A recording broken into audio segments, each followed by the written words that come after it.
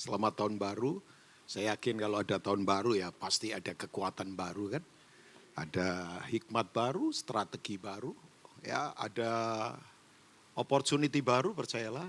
Karena memang Tuhan membuat segalanya selalu baru. Ya, nah eh, saya diminta sama Pak Gem. Jadi kalau Pak Gem suruh ya saya harus taat ya. Karena posisi dalam 5 jawatan ya mesti taat ya. Jadi Pastor Wikan minta saya untuk sharing ini sudah sekian lama yang lalu. Jadi pas memang hari ini saya ada di sekitar Serpong saja. Jadi thank you nih kepercayaannya. Saya tadi tanya Pastor Wikan udah tahun keberapa ini Lifehouse. Jadi sudah 5 tahun. Ya 5 tahun. Tapi kan dari wajah saudara udah puluhan tahun dikotbahin kan memang. Tinggal prakteknya saja ya. Usia boleh 5 tahun tapi kalau lihat wajah saudara ya wajah-wajah pembentukan yang tidak mudah. Wajah sudah biasa dikotbahin. Nah saya tanya ini karena saya masih ingat sekali awal waktu ada di Uang Residen sana. Saya juga ikut awal-awal datang di sebuah fellowship ya. Jadi Pastor Wigan kan teman lama saya sudah puluhan tahun. Jadi saya datang, kita fellowship, saya sharing mungkin beberapa kali. Dan kemudian saya lihat wah ini jemaat makin firm, makin luar biasa. Ya, nah izinkan sebagai saudara ya tadi Pak Handoyo sudah beritahu bahwa saya sahabat saudara ya cuman Pak Handoyo jarang traktir saya saja sih ya. Jadi kita sahabat tapi kurang saling mentraktir saja. Saya juga belum pernah traktir Pak Handoyo. Jadi ini kesalahan kehidupan ini kayaknya ya. Kita mesti tebus di tahun ini Pak. Ya, satu kali kita makan bersama. Sebab udah Kristen paling enak makan bersama. Sebab di meja makan muka ketemu muka. Kalau di sini kan saudara cuma lihat kepala orang kan. Dan saudara akan asumsi menilai. Oh kepalanya lonjong. Ini kayaknya akalnya banyak ini ya. Oh kepalanya bulat. Ini pasti pinter tapi bisa saja apa ya. Tapi fellowship kan yang penting ya. Jadi fellowshipnya meja makan. Ya makanya Komsel itu meja makan. Pengkhianat adalah orang yang mengangkat tumit di meja makan. Dan pasti kesurupan setan. Namanya Yudas Iskariot.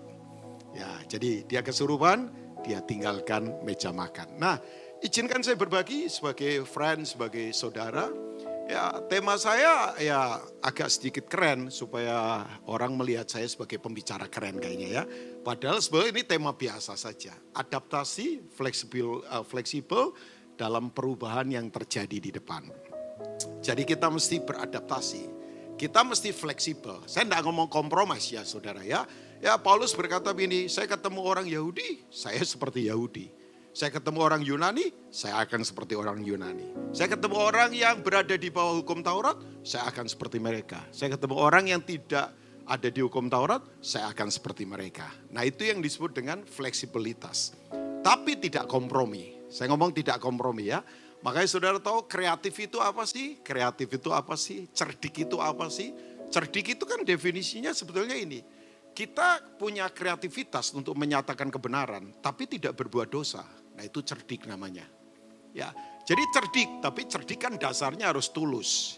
Wah Yesus berkata kamu harus tulus seperti merpati, tapi cerdik seperti ular. Dasarnya tulus dulu. Kalau enggak tulus bahaya Bapak Ibu ya. Nah cerdik itu kan kreatif menyatakan kebenaran tapi tidak berbuat dosa. Ya. Nah itu salah satu bagian dari fleksibel itu kehidupan. Ya adaptasi. Nah kenapa saya perlu sampaikan ini? Kan hidup ini kan sebuah perjalanan kan. Nah dalam perjalanan pasti akan ada perubahan.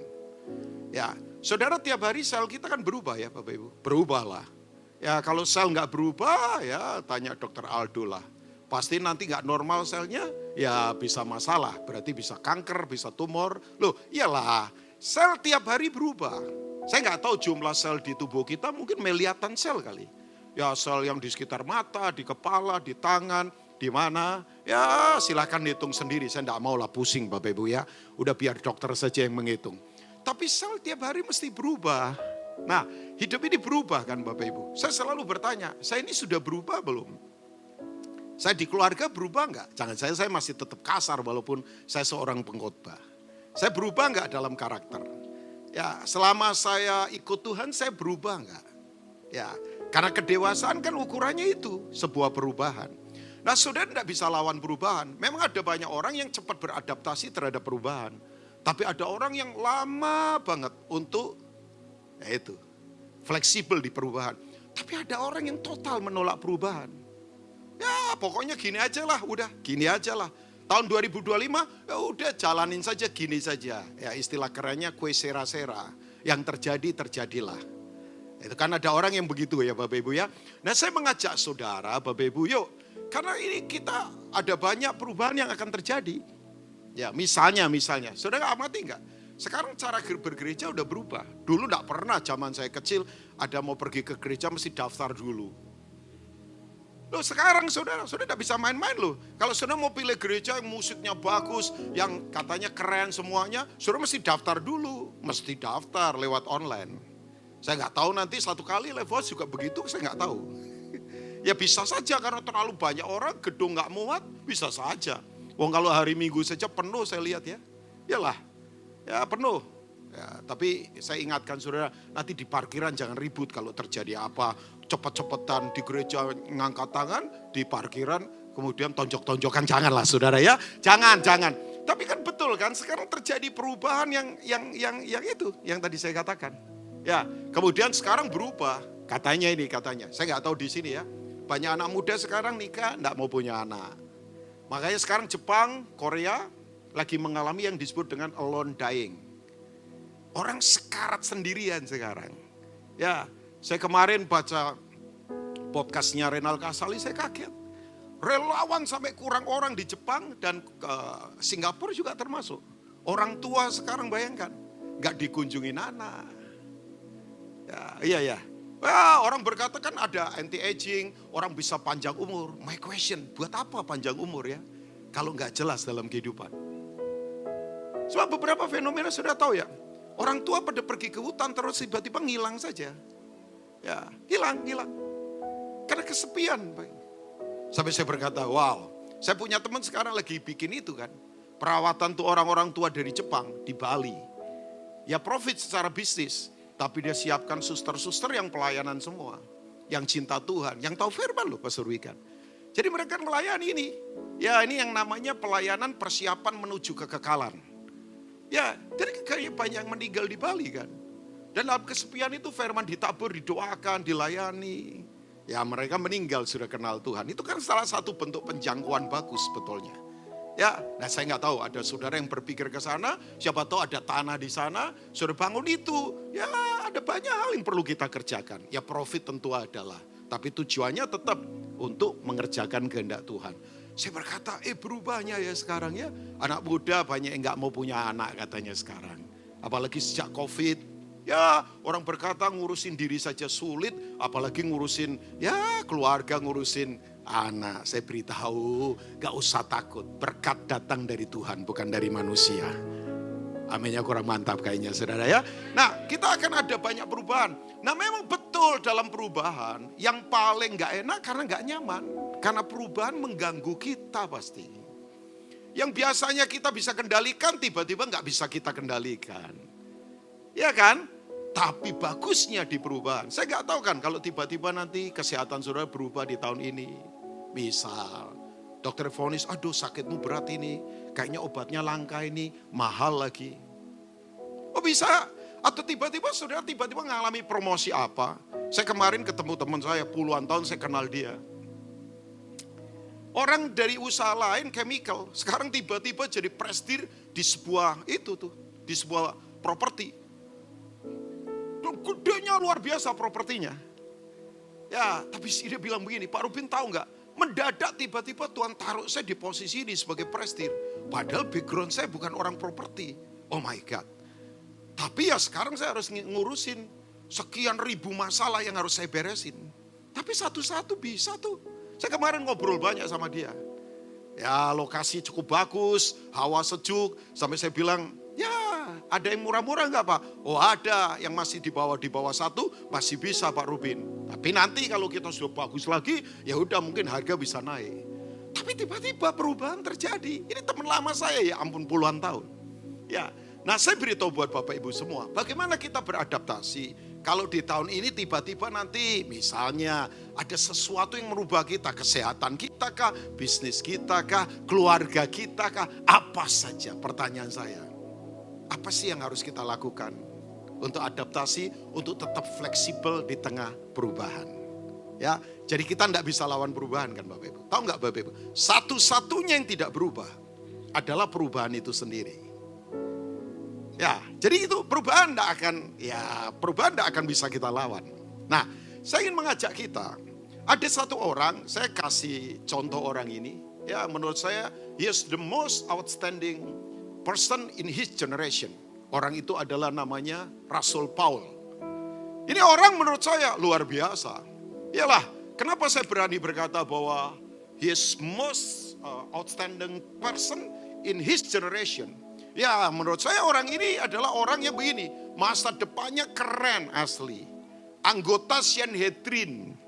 Ya, tahu Sanhedrin ya? Sanhedrin itu penentu undang-undang sipil dan agama di Yerusalem. Dari suku Benyamin, masa depannya cerah. Ya, promosi hidupnya luar biasa. Tiba-tiba mendadak dia berubah. Ada pembicara berkata, asalnya dari teroris, tiba-tiba menjadi misionaris. Yaitu kalau ngomong rohani.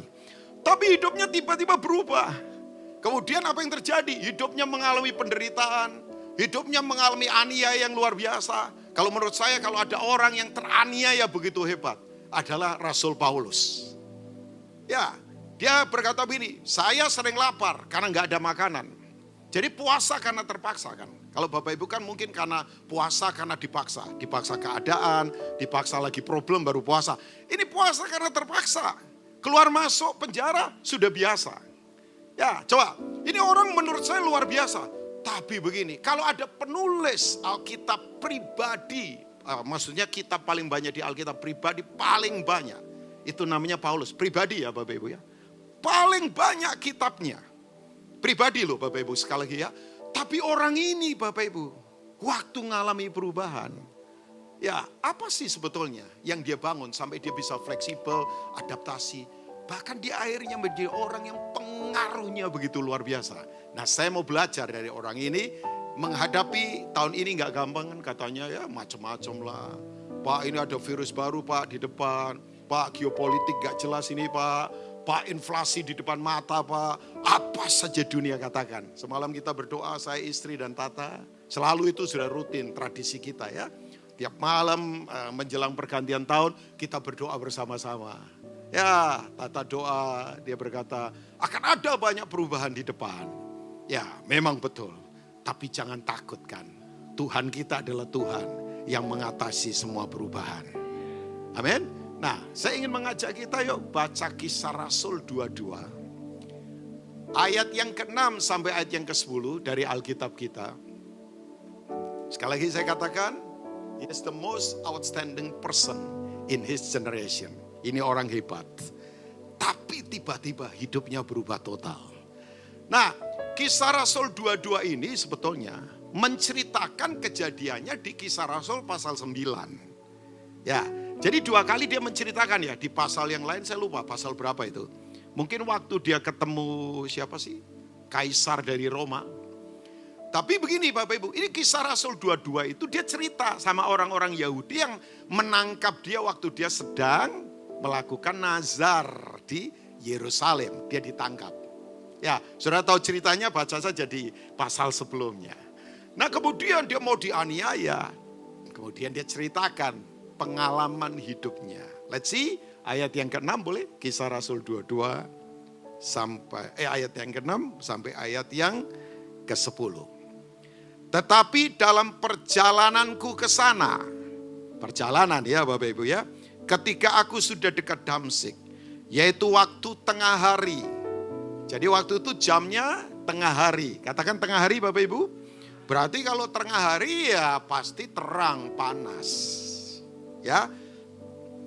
Tiba-tiba. Nah itu. Kata tiba-tiba itu kan mendadak sontak ujuk-ujuk suddenly seketika itu juga. Apalagi itu udah. Mendadak sontak ujuk-ujuk tiba-tiba suddenly seketika itu juga.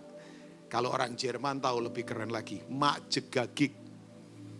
Nah itu orang Jerman itu yang tahu. Ya tahu ya Pak Makjegagik, Pak Andoyo tahu Makjegagik? Gak tahu. Itu tiba-tiba berubah. Ada yang planning, tiba-tiba berubah.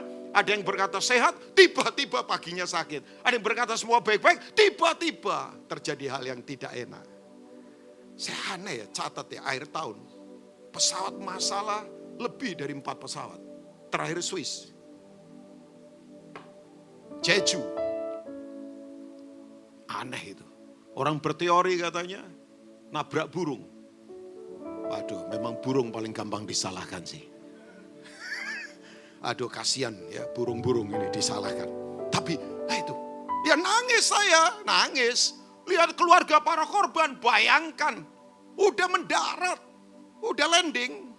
Tiba-tiba, gak tahu gagal engine kah, gak tahu human error kah. Kemarin saya ngobrol sama Ko Edi. Mau Natalan, orang mau liburan, cuaca bagus asli. Saya lihat kan videonya di Kompas, di mana lah, di tayangan, cuaca bagus. Jadi untuk penerbangan paling bagus cuaca itu udah, cerah langit. Ya itu tadi yang saya katakan. Aduh. Memang stres ya terhadap perubahan kalau kita nggak fleksibel, adaptasi. Nah, saya sebetulnya mengajak saudara memiliki the spirit of liberty. Roh yang merdeka. Nah ini. Jadi miliki ini. Apa sih? Freedom spirit. Roh yang merdeka dalam kehidupan ini. Miliki ini Bapak Ibu. Karena kita nggak bisa handle perubahan. Kita nggak bisa. Saudara bisa handle gunung meletus. Nggak bisa. Saudara bisa handle apa? Krisis ekonomi. Saudara bisa handle perang dagangnya nanti Amerika dengan Rusia misalnya. Saudara bisa handle virus baru muncul. Saudara bisa handle krisis ekonomi. Saudara bisa handle tiba-tiba semua ekspektasi di perusahaan kita melorot. Saudara bisa handle itu. Ya, nah saya mengajak saudara, yuk miliki the spirit of liberty. Roh yang merdeka, freedom spirit. Roh yang merdeka gitu ya. Roh yang bebas, roh yang tidak terpengaruh oleh apapun. Ya, nah ini dia. Alkitab berkata begini. Tiba-tiba memancar cahaya yang menyilaukan dari langit mengelilingi aku. Wah, ini berarti melebihi cahaya matahari. Berarti cahayanya Tuhan nih. Nah, maka rebalah aku ke tanah. Aku mendengar suatu suara yang berkata kepadaku, Saulus, Saulus, mengapa engkau menganiaya aku? Jawabku, siapakah engkau Tuhan? Katanya, akulah Yesus orang Nazaret yang kau aniaya itu. Yesus itu luar biasa ya, tetap rendah hati. Sudah dalam kemuliaan yang tidak lagi pakai tubuh fisik. Tapi dia berkata, I am Jesus from Nazareth. Harusnya kan kalau keren, saya Yesus dari Yerusalem. Karena Nazaret itu dikecilkan. Nazaret itu kayak begini, semua orang yang dari Nazaret pasti bodoh lah. Semua orang yang dari Nazaret pasti miskin lah. Semua orang dari Nazaret pasti gak jelas lah. Pernah dengar gak ada orang yang ngomong, kamu dari kota mana? Orang di situ, gak jelas semua itu. Yesus berkata, I am Jesus from Nazareth. Tidak, kamu aku Yesus dari Yerusalem loh, kotanya para raja. Enggak. Tapi kan Nazaret sudah tahu kan, Netzar artinya apa? Tunas. Loh, kata Nazaret kan, Nazaret itu artinya tunas. Tunas kemenangan, tunas kekuatan, tunas sukacita, tunas damai sejahtera. Ya. Nah, Alkitab berkata, dan mereka yang menyertai aku memang melihat cahaya itu. Tetapi suara dia yang berkata kepadaku, tidak mereka dengar. Jadi ini memang eksklusif. Lihat cahaya, tapi enggak mendengar suara. Cuman Paulus yang mendengar. Maka kataku, Tuhan, apakah yang harus kuperbuat? Kata Tuhan kepadaku, bangkitlah, pergilah ke Damsyik. Di sana akan diberitahukan kepadamu segala sesuatu yang ditugaskan kepadamu. Saudara, dalam perjalanan Israel gagal masuk tanah perjanjian sebagian besar. Mengeluarkan Israel dari Mesir butuh waktu cuma semalam. Dengan tulah anak sulung. Tapi yang lama dan sulit mengeluarkan Mesir dari Israel. Jadi saudara jangan berpikir orang ada di gereja berarti sudah keluar Mesir. Ya bisa fisikal. Tapi pertanyaannya, Mesirnya masih ada di dalam enggak? Sekali lagi, mengeluarkan Israel dari Mesir gampang, fisik. Tapi yang sulit butuh waktu 40 tahun. Itu mengeluarkan Mesir dari Israel. Gaya hidup Mesir, identitas Mesir, dosa Mesir, kebiasaan Mesir. Nah itu, makanya yang masuk tanah perjanjian, yang keluar dari Mesir hanya 2 orang. Yaitu Yosua dan siapa? Kaleb. Siapa Kaleb? Ya, bukan orang Israel kan? Ya, tapi Kaleb ini luar biasa. Karena dia tidak dikuasai Mesir. Nah sekarang saya mau beritahu bagaimana nih di perjalanan yang tiba-tiba semua berubah. Dari orang pede, punya surat kuasa, punya kedudukan.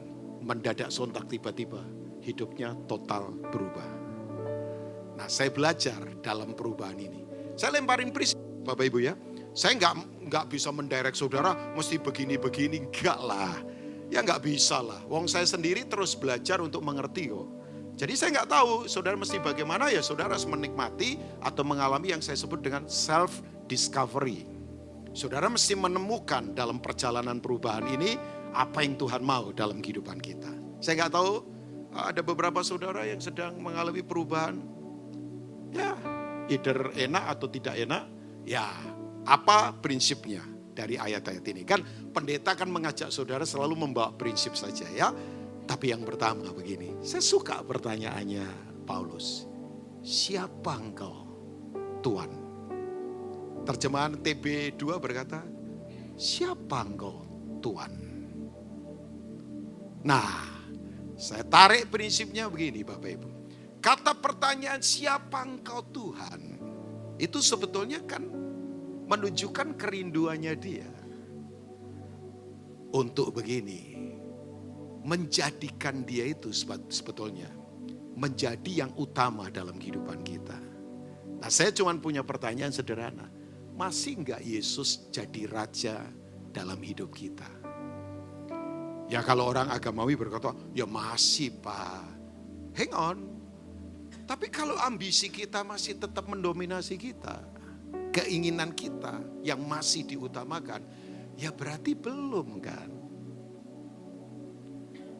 Iya kan? Bahwa ini, saya selalu bertanya pada diri saya nih, Yesus tuh masih jadi yang utama enggak dalam kehidupan kita? So kalau enggak berat Bapak Ibu, asli berat sekali. Ya, saya tahu enggak gampang betul. Kalau dia enggak utama berarti kan begini, kita enggak akan kuat dalam perjalanan yang tidak mudah ini. Jadi saya mengajak, come on, Levos Community, ya saudara saya sendiri, komunal yang ya menjadi bagian hidup saya. Ya enggak apa sih, saya tiap hari salah satu beban doa saya, ya adalah salah satunya, ada banyak beban doa saya ya, termasuk di sini. Ya, enggak bermaksud, Pak Rubin cari poin ini, bukan lah. Masa wajah begini punya kepentingan apa sih? Enggak. Tapi salah satu beban yang Tuhan taruh. Kan saya ini kalau doa selalu fokusnya doa buat yang lain, bukan doa buat diri sendiri. Saya jarang doa minta berkat Bapak Ibu. Udah buat saya kalau hidup jadi berkat, pasti Tuhan akan memberkati kok. Nah iyalah prinsip saya berkat itu kan datang duluan bukan akibat. Berkat sudah ditaruh dulu di dalam diri kita untuk kita mengerjakan kehendak Tuhan. Makanya kalau saudara tidak mengerjakan kehendak Tuhan, ya saudara tidak akan terkoneksi dengan itu. Ya berkat itu sudah ada pada kita, ya ampun. Jadi saya salah satu beban doanya adalah, ya salah satunya banyak, doa-doa saya banyak untuk mana-mana. Tapi saudara ada di hati saya juga. Walaupun dari wajahnya saya tidak ada di hati saudara, percayalah ya. Ya enggak lah, saya yakin Pastor Wigan punya doa buat kita juga sebagai keluarga. Saya yakin lah. Pak Andoyo mungkin juga kalau pas ingat. ya. Mungkin. Ya kalau Ocap saya nggak tahu lah Ocap. Kayaknya nggak pernah kali ya. Mungkin terakhir ini baru dia doakan saya kalau nggak salah ya. Karena kita sempat makan bareng kemarin. Nggak lah, Cap bercanda saja loh Cap ya. Ya oke. Nah Bapak Ibu begini, pertanyaan saya, masih enggak Tuhan jadi raja? Berarti begini, kalau dia raja, hati hamba itu ada pada kita. Karena kita taati apa yang menjadi kehendaknya. Saudara tahu enggak, orang itu kalau punya hati hamba, mau dibawa ke situasi, kondisi apa saja, itu fleksibel. Wong hamba kok. Saya ulangi ya, orang itu kalau punya hati hamba, ya ampun, mau dibawa ke situasi apa saja, situasi apa saja, situasi enak gak enak, situasi sulit tidak sulit, situasi gagal berhasil, apa saja. Kalau kita ini punya hati hamba, itu paling fleksibel Bapak Ibu. Pak Rubin jangan tanyalah bahwa masih Yesus jadi raja enggak. Oh kan saya ke gereja, hang on Bapak Ibu. Bapak Ibu tahu nggak, ada banyak orang sekarang menciptakan Tuhan menurut keinginannya. Kan orang bule berkata, ya saya ini adalah the master of myself. Tuhan itu ya saya. Makanya berapa banyak orang langgar semua prinsip demi keinginannya kan. Sudah lagi ada di prinsipnya Tuhan. Dalam bisnis kadang-kala orang langgar itu. Makanya kalau ngomong, ya masih lah. Loh, Paulus itu kurang apa? Pinter tahu tentang Tuhan, pinter tahu teologi, pinter tahu. Ya ampun, kelompok orang Sanhedrin, jagoan Taurat, di bawah bimbingan Gamaliel. Orang pinter, orang jago. Saudara, sorry ya, mungkin yang bisa berdebat sama Paulus mungkin hanya doktor teologi Wigan kali. Sugandi. Yalah, Ruben Ong bingung lagi kalau dia ngomong bahasa-bahasa asli kan bingung. Wong saya ini orang desa nggak jelas begini kok. Ya, Linda jangan ketawa begitu, itu menghina kakakmu. Ya begitu tapi jangan begitulah.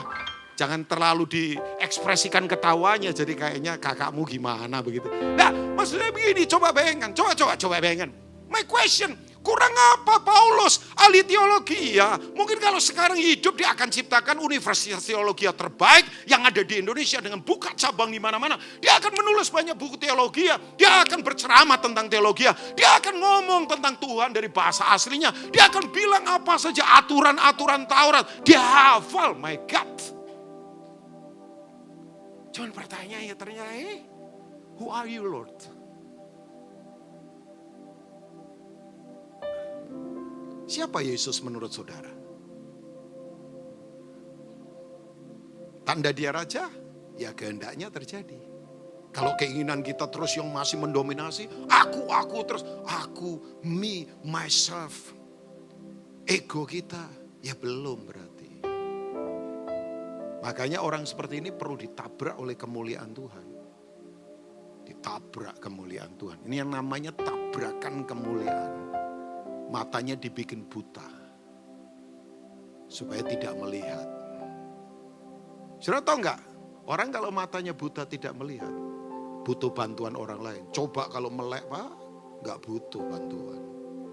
Kayak Simpson ya. Simpson orang kuat loh. Kuatlah Simpson. Bayangkan. Saya mau tanya, kekuatan Simpson di mana Bapak Ibu? Kekuatan Simpson ada di mananya? Loh, kan membaca Alkitab, kekuatan Simpson ada di mananya? Berarti gak baik-baik baca Alkitabnya. Kekuatan Simpson bukan di rambutnya Bapak Ibu, ya ampun. Kekuatan Simpson itu karena Roh Kudus urapi dia. Lah mau panjang rambutnya, gondrong, mau cepak, kalau gak ada Roh Kudus gak kuat. Loh, rambut itu cuma tanda dia nasir Tuhan. Jadi bukan mainan di luar, nanti agamawi lagi Bapak Ibu. Rambut itu kan cuma tanda dia nasir Tuhan. Dia kuat karena Roh Kudus mengurapi. Cuman kan begini, Simpson tuh main-main dengan pengurapan. Kok main-main Pak Rubin? Dia pakai urapan untuk ngurusin persoalan pribadi yang dia buat sendiri sementara dia tidak mau bertobat. Hati-hati, jangan pakai urapan untuk ngurusin persoalan kita tapi kita tidak berubah. Itu ada batas waktu Bapak Ibu. Dia ditangkap, mata buta. Kalau orang matanya buta apa? Ya hidupnya muter-muter. Gak punya visi. Terus jadi pelawak yang tidak lucu tapi lucu. Cuman di ujung akhirnya saya suka. Dibuat buta memang. Ya, Simpson minta tolong siapa di ujung akhirnya? Waktu dia rubuhkan tiang.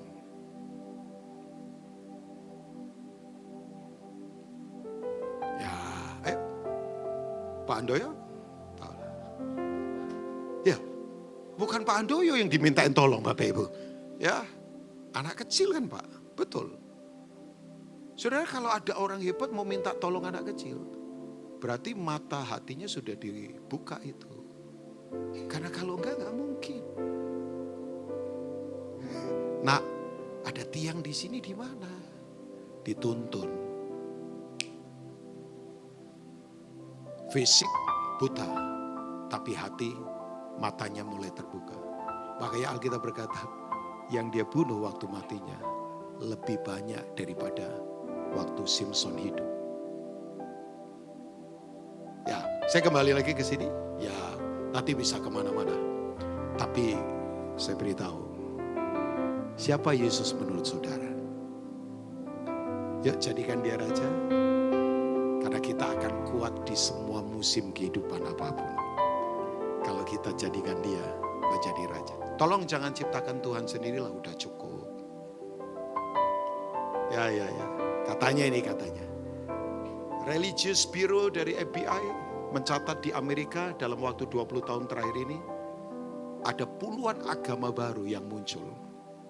Dan semua nggak jelas. Agama sepatu, agama artis, agama hobi, semuanya materi.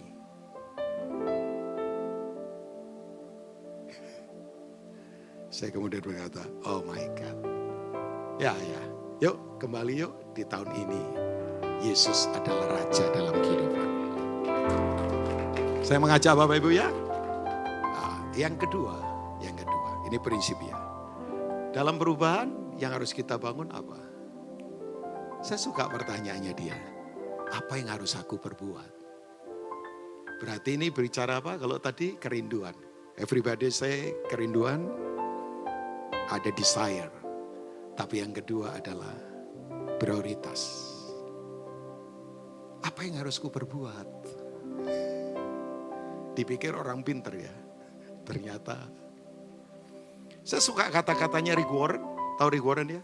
Penulis buku Purpose Driven Life.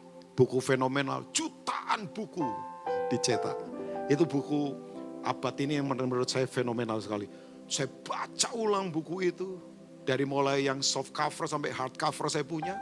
Saya kirim ke beberapa orang buku itu. Salah satu buku yang saya beli lumayan. Ya termasuk Unlocking the Bible-nya David Powson.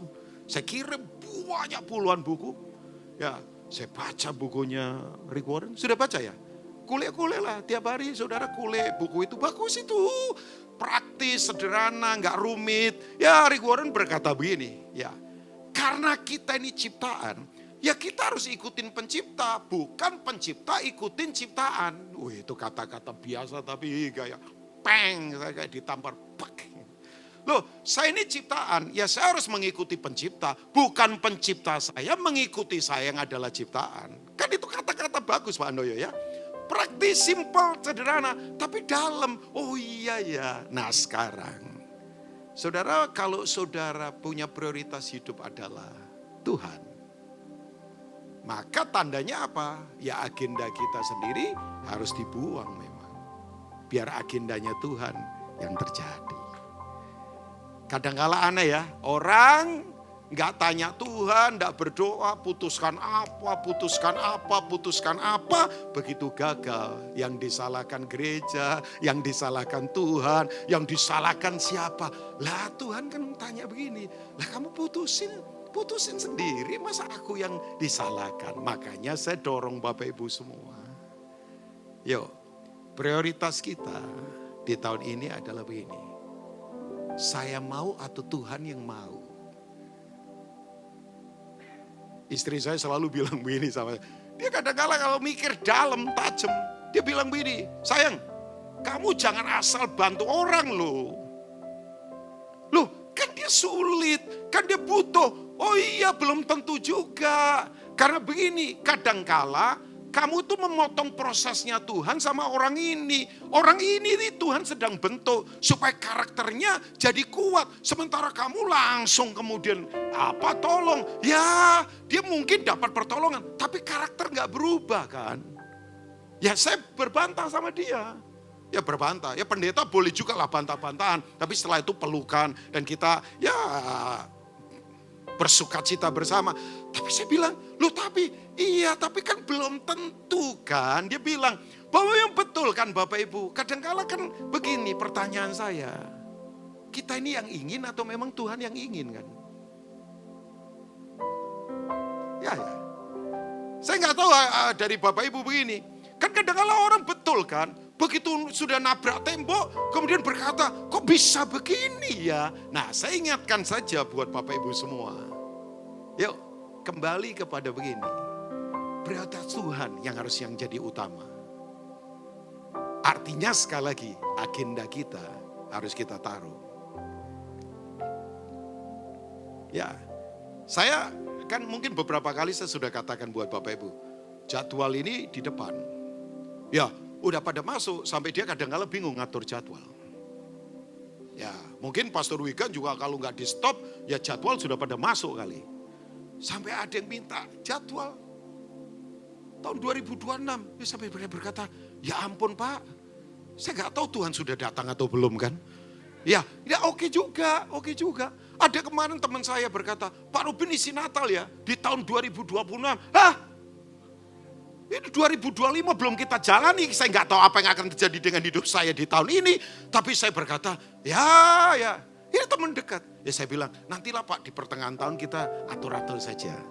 Tapi dia bilang, udahlah jangan pertengahan tahun, nanti kita nggak kedapatan lagi. Ya udahlah, nanti saya kasih send dulu, tapi saya belum catat. Tapi Bapak Ibu tahu, agenda saya dan istri kan punya itu kan, kita punya itu kan, apa sih? Agenda Google itu apa sih? Ya, Google Schedule gitu kan, ada kan ya, ada. Ya jadi saya sama istri udah terkonek soal agenda. Cuman kita tiap tahun selalu tumpang tangan di agenda itu. Saya bilang begini, yang tidak memuliakan Tuhan, yang tidak berkenan dan membuat saya jadi sombong, hancur, motivasi rusak, cari uang di pelayanan, tolong batalkan dengan segala cara. Ini pendeta loh yang ngomong. Sudah tahu? Beberapa kali terjadi. Satu kali saya harus ke Kanada. Visa sudah dapat, tiket sudah issued. Thanksgiving camp, satu-satunya pembicara saya. Itu untuk pertama kalinya saya ke North America. Ya ke state sering, beberapa kali dalam anugerah Tuhan. Ini pertama kali ke North America. Ya pengen lah, lihat wah postcardnya Vancouver, Toronto, kerennya luar biasa. Apalagi di downtownnya, kerennya luar biasa. Iya, memang keren sih asli. Tapi kalau patah hati jangan ke sana. Kecenderungannya bisa mengakhiri hidup terlalu kuat di sana. Karena bagus banget dan kesepian orang di sana. Bapak Ibu tahu gak? Udah kurang seminggu.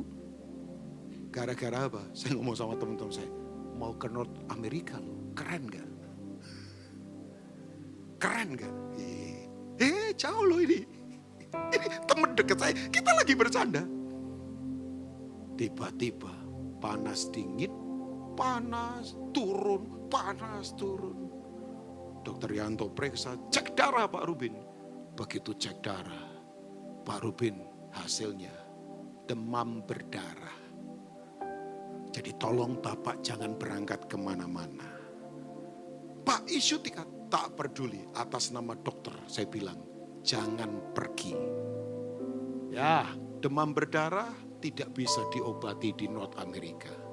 Ini kalau ya Puskesmas Jelambar, Cengkareng, Tangerang jago Pak kalau ini. Kalau di sana jangan coba-coba, jangan bawa demam berdarah ke Singapura. Di Singapura orang jarang digigit nyamuk Bapak Ibu. Bapak Ibu teman saya berkata, hahaha pendeta jago mimbar, cuman digigit nyamuk tepar. Pak. Saya bilang, ya udah batal. Marah yang undang, agak marah, maksa-maksa. Dokter Yanto kirim surat, jebret ini kondisinya. Pak Ruben gak boleh berangkat. Tapi Bapak Ibu dari situ saya belajar. Ini saya ngomong loh, karena sudah terjadi. Saya jujur, saya rasa akui. Saya sombong waktu itu. Yalah, orang belum pergi ke sana, tiba-tiba pergi ke sana. Tapi nanti setelah sekian saat diganti juga saya ke sana untuk pelayanan. Tapi sudut pandangnya sudah lain. Saudara, saya hanya mau ingatkan. Yuk, mari bertanya, Tuhan, apa yang harus aku perbuat? Coba mulai tanggal ini ya, tolong bertanya. Untuk bisnis, apa yang harus aku perbuat Tuhan? Untuk hidup, apa yang harus aku perbuat? Percaya nggak kalau kita bertanya, Tuhan pasti menjawab? Loh, kok kurang yakin? Kalau saudara bertanya, Tuhan pasti menjawab? Iyalah, kenapa Tuhan tidak memberi jawaban? Lah saudara tidak pernah bertanya. Bertanyalah, pasti Tuhan menjawab. Saya tutup dengan yang ketiga. Yang pertama, siapa engkau Tuhan? Kerinduan. Yang kedua, apa yang harus aku perbuat? Prioritas. Katakan kerinduan, katakan prioritas. Tapi yang ketiga, praktis ya. Saudara tolong dengarkan baik-baik suara Tuhan di hari-hari ini. Orang masa sih Pak Tuhan berbicara? Masih Tuhan berbicara. Yang percaya Tuhan berbicara katakan amin.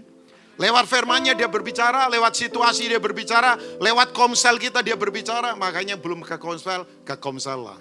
Karena lewat orang di sekitar kita Tuhan bisa berbicara. Oh ya, audible, Tuhan bisa berbicara. Adik saya di grup tadi kirim, adik persis saya, pelayanan juga.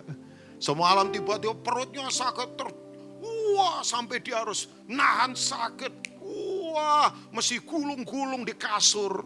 Tiba-tiba Tuhan berbicara begini sama dia. Kamu keluar, kamu jingkrak-jingkrak jalan. Jingkrak-jingkrak di jalan keluar jam 1 dini hari. Barusan saya baca sebelum saya naik ke sini.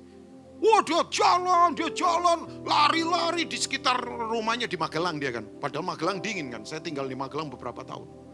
Wah sakitnya minta ampun.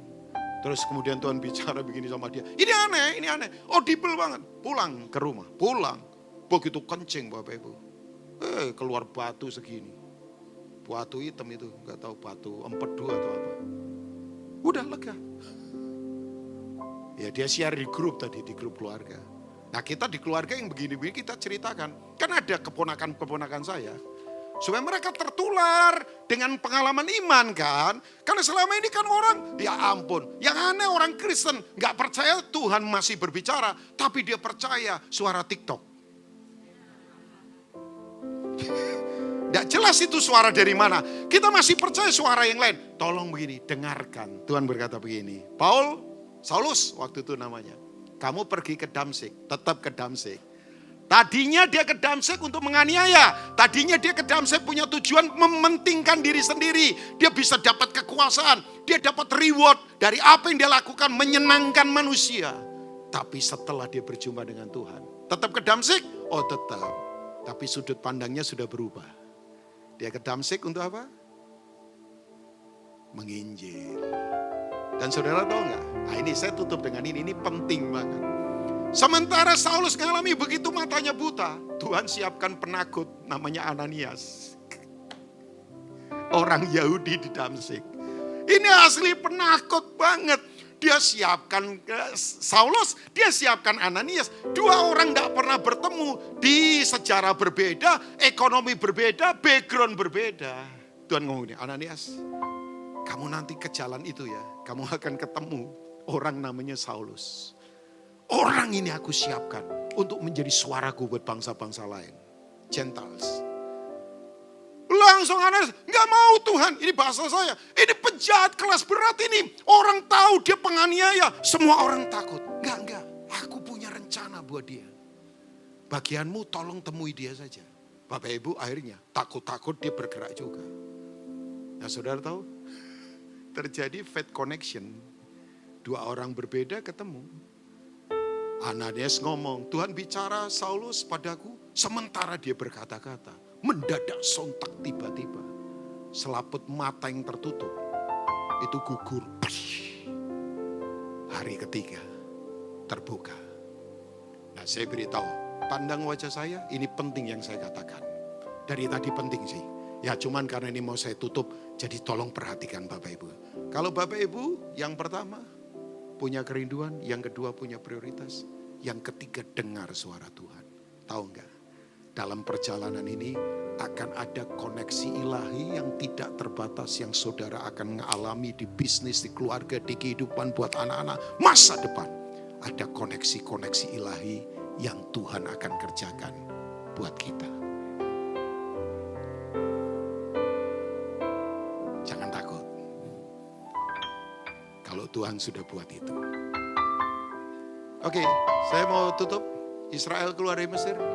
Dalam perjalanan di padang gurun, yang menuntun mereka adalah tiang awan dan apa? Tiang api. Artinya apa? Tuhan sendiri yang akan menuntun kita di sepanjang 2025. Nikmati perjalanan ini, akan ada banyak perubahan. Tapi datanglah pada Tuhan yang memiliki perubahan, yang menguasai perubahan, yang menolong kita dalam perubahan. Selamat memasuki tahun 2025 berselancar di sana, arungi semua badai kehidupan. Tuhan bersama kita. God bless you all. Bangkit berdiri bersama-sama.